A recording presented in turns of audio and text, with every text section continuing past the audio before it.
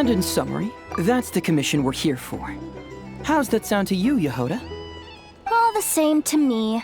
You should ask yourself one question, though. You want to catch someone in Nod-Krai? How many lives are you prepared to lose for it? Well, I once read a story. It told me that if I find a deer with divinity, I could use its antlers to take my place for one death. And what do you know?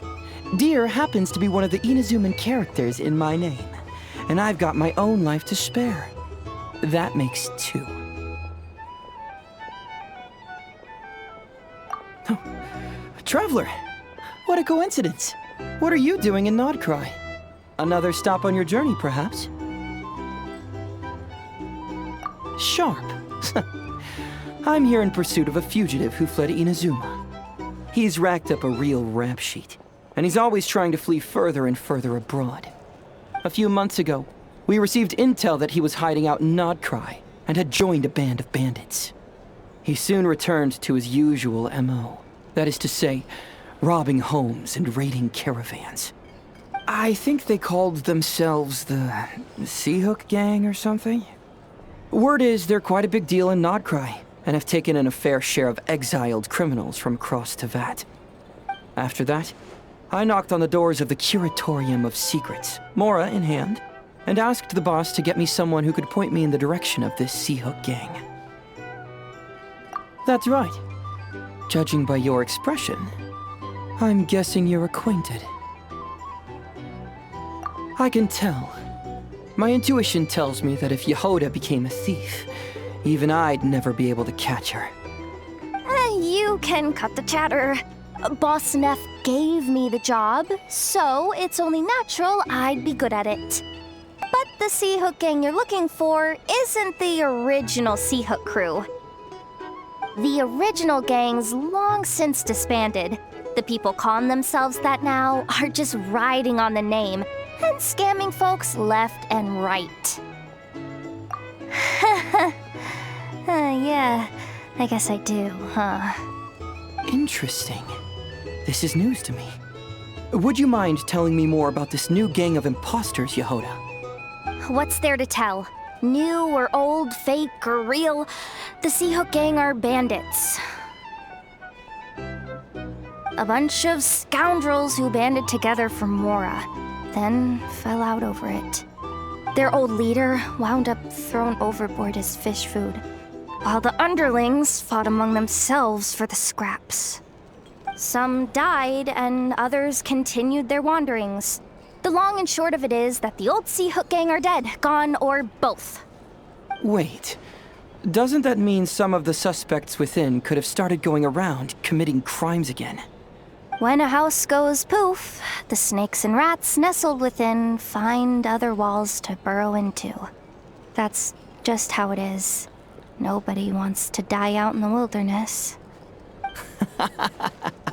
But for all the vermin out there, it's also the perfect time to find a good place to settle down, and maybe get a good roommate along the way. If I were a rat, escaping the snake would mean freedom from being hunted down and eaten. When you think about it, that's a good thing. In any case, you've been most helpful, Yehoda. Thank you for the intel. It seems the Mora spent on your services was well worth it. It's honestly a real load-off to know that these people are just imposters using the Sea Hook Gang's name. I'd have had to admit I was in over my head flying solo against the real gang, with its international cohort of goons and all. Well, wait. You think you can take them on as they are now, all by yourself?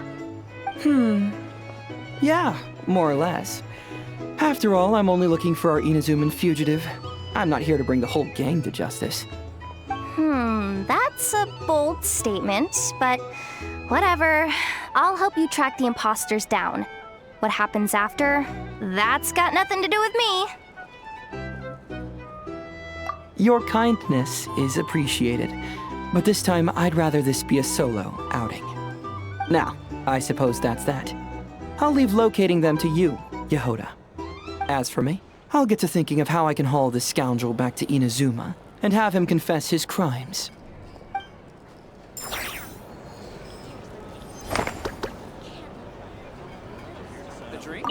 Something that'd get even the toughest gangster to spill his secrets most eagerly. Okay. You're weirding me out.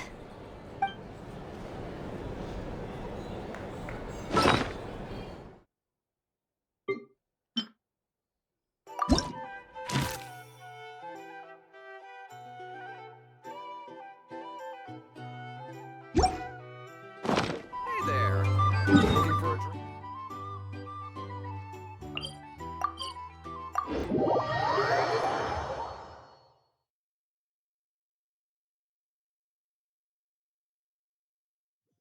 Save me.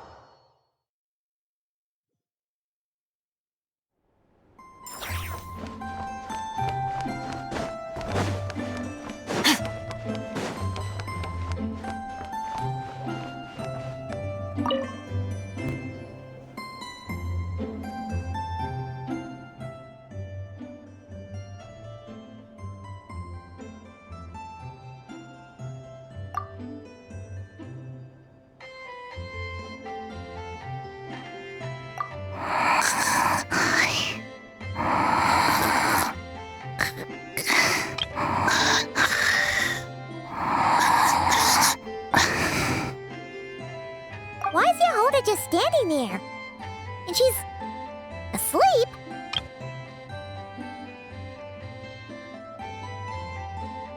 Hey, what's going on here? Paimon feels like it's a bad idea for us to leave. Maybe we should ask Aino for help. Keyword detected. Meditative state suspended. Whoa! You gave Paimon a fright! No, however, it was Yehoda's request. She asked me for a detailed analysis of the steps required to meditate and to mentor her as she practiced relieving her stress. Yehoda's so stressed that she's gotta meditate to cope with it all? I do not know. However, Yehoda said she has been suffering from insomnia for a while and was willing to try any solution she could. First, I let her stand in my kitchen, close her eyes, and focus on the fragrance of crumb cakes. By stimulating her olfactory module, I believe there would be a decrease in activity in her cognitive module. It successfully stimulated her appetite. She consumed the finished crumb cakes with incredible efficiency. Unfortunately, she consumed too many and proved unable to sleep that night. It's normal. We're not robots like you, after all. The more we smell food, the more we want to eat it. That is indeed true.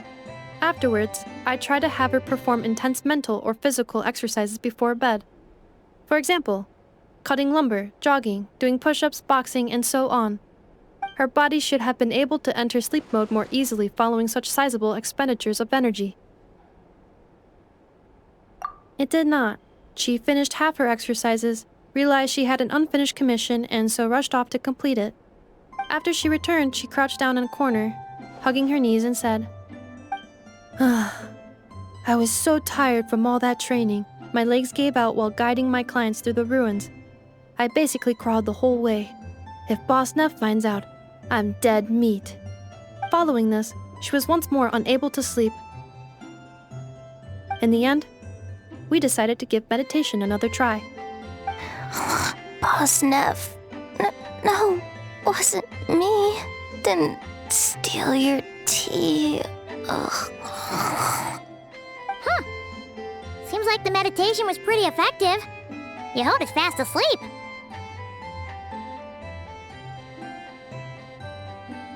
I do not think Yehoda's sleep is related to her meditation. First of all, the meditation steps I analyzed are not suitable for her. The goal of meditation is to enter a deep state of tranquility, which can be used to enhance self-awareness. For an ordinary person, this deep state is close to dozing. For me, this would be closer to a low-power standby mode, where one cuts power to certain components. That said, were we to shut down some of Yehoda's components, I believe it would pose a threat to her personal safety. So, meditation wasn't supposed to work, but Yehoda fell asleep anyway? Could she have been so tired that she just passed out? In truth, I do not understand either. All I can do is tell you what happened before. When Yehoda lay down and tried to fall asleep through meditation, she suddenly said to me, "Don't run off too far, or I might get ambushed in my sleep. And then I'd be dead meat." I answered her, "Very well, I will remain here by your side." After that, like I do with Aino every night, I held Yehoda's hand as she slept. After a while, she did, indeed, fall asleep. Tell me, robot, this is something I did myself. Yes. And if either of you need help sleeping, please consult me at any time. However, do note that I can only hold 2 hands at once. Oh, by the way, I have leftover krumkaki bolts from the batch I made earlier. I gave one to Yehoda. You can have the other. Goodbye. I hope you have sweet dreams tonight.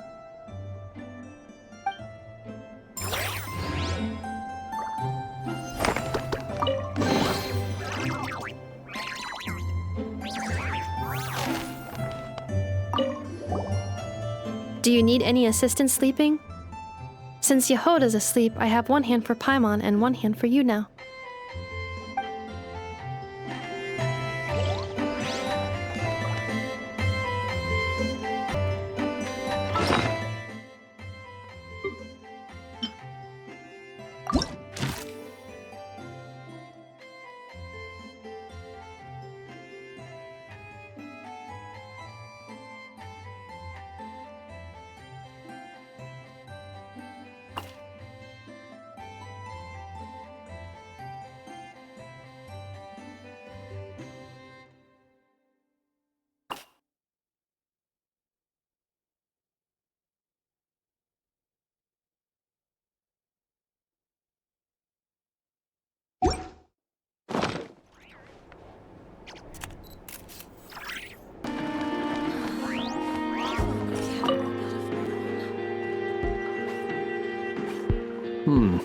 Is no one here?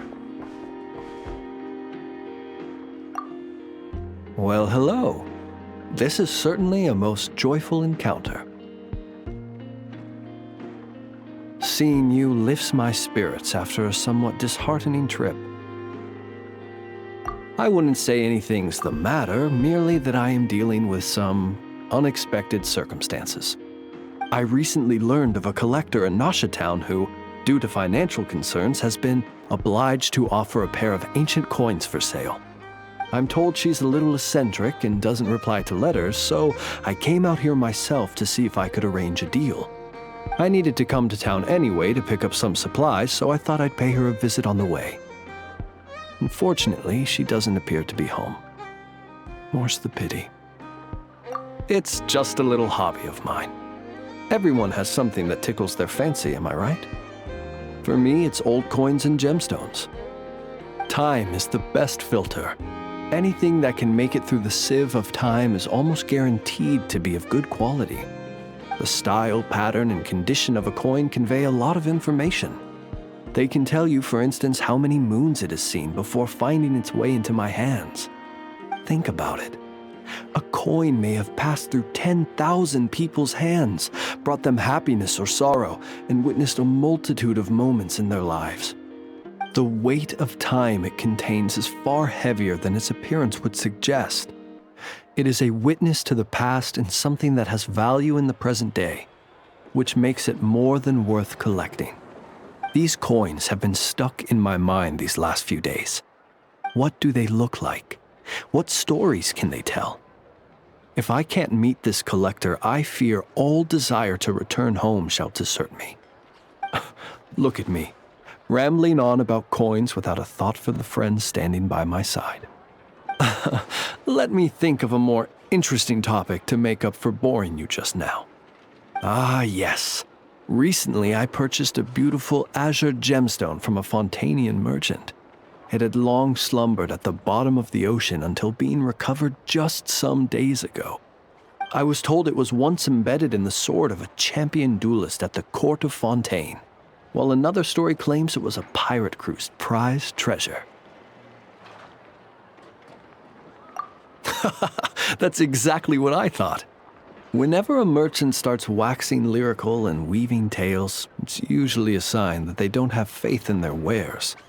Fortunately, I'm very good at appraising a gemstone's true worth, even if its owner hasn't the faintest idea what they're holding. Please, allow me to invite you to my residence once more. I have a feeling you'll appreciate the gem itself, and you may well find my valuation of it quite interesting too. I'll be waiting for you.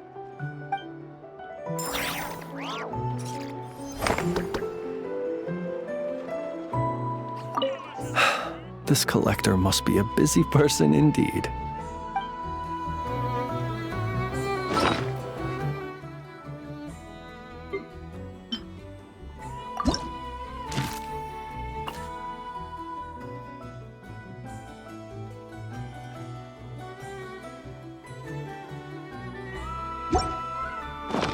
The abyss is like the world's.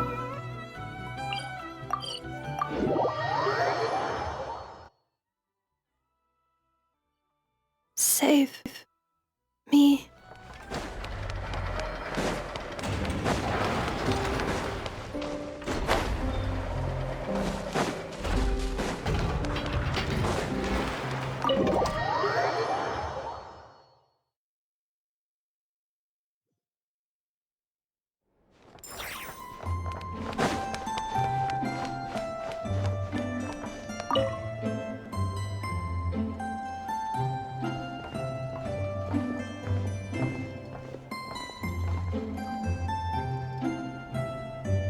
Almost there. That should do it. Once Nefa wakes up, I'm treating myself to 3 whole slices of cake.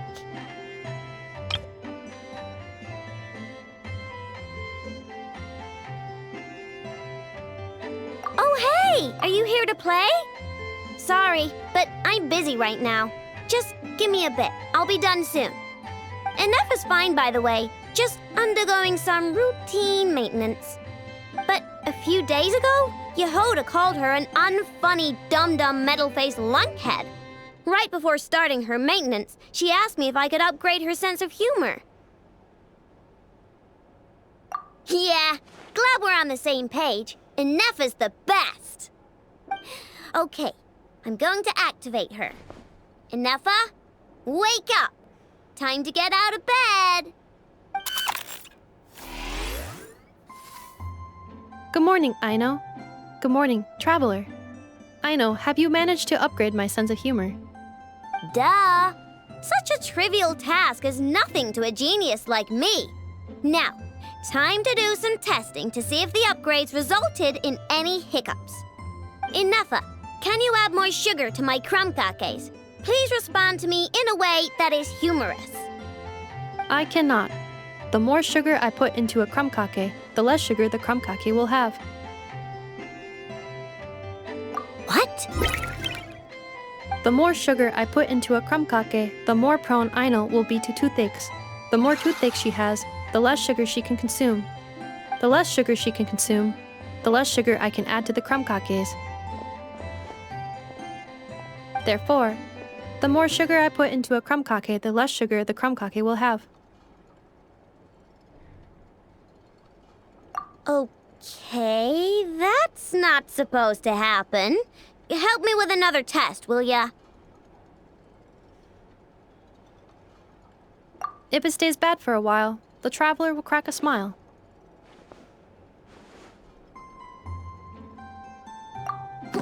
What?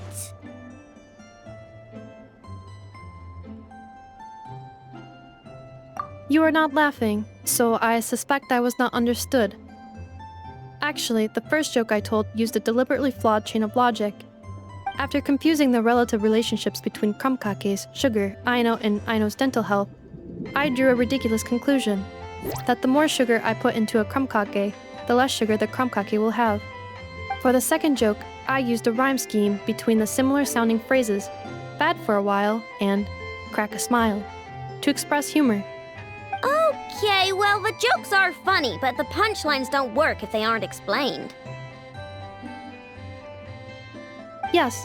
However, according to my database queries, such statements are considered humorous due to their chaotic structure and lack of direct causal relationships. Such chaotic sentences serve as a form of guidepost, while the humor lies in the explanation that follows.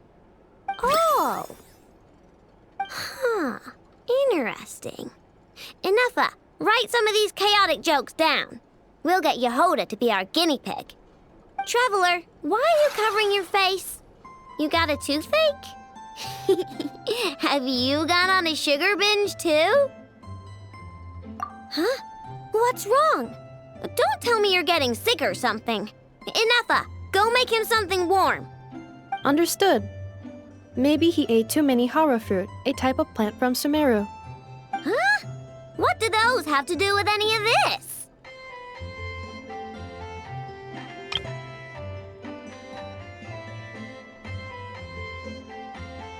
Because eating them can make you feel horrifyingly cold.